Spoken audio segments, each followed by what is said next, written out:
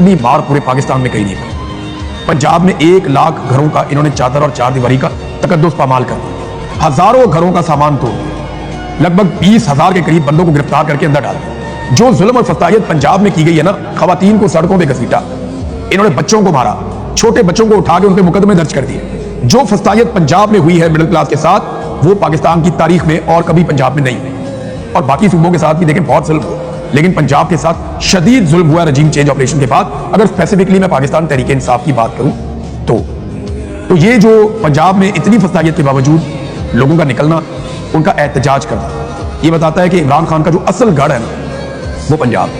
ये एस्टेब्लिशमेंट ने चांस नहीं लिया। अगर पंजाब के अंदर ये अपनी रस्सी को आधा भी छोड़ते ना, तो पाकिस्तान तहरीक इंसाफ यहाँ पे आसानी से हुकूमत बना लेती, लेकिन एस्टेब्लिशमेंट ये अफोर्ड नहीं कर सकती। उन्होंने पूरी ताकत पंजाब में लगाई, पूरी ताकत पंजाब में लगाई कि किसी तरह यहाँ पे जाली हुकूमत बिठाई जाए, और उन्होंने पंजाब में जाली हुकूमत बिठा दी। अब उमर डार साहब भी गिरफ्तार हो गए, बहुत सारे और रहनुमा पाकिस्तान तहरीक इंसाफ के, वो भी गिरफ्तार हो गए।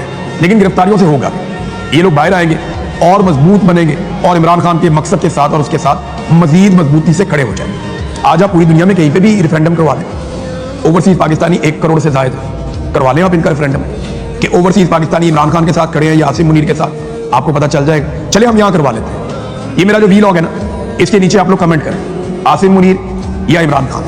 आप इमरान खान लिखेंगे हम वो भी गिन लेंगे, आप आसिम मुनीर लिखेंगे हम वो भी गिन लेंगे, और हम अगले वीलॉग में बता देंगे, एक आधे वीलॉग को छोड़ के, क्योंकि हमें गिनने में जरा टाइम लगता है, बहुत ज्यादा हो जाता है। तो हम आपको बता देंगे कि कितने लोग किसके साथ खड़े हैं।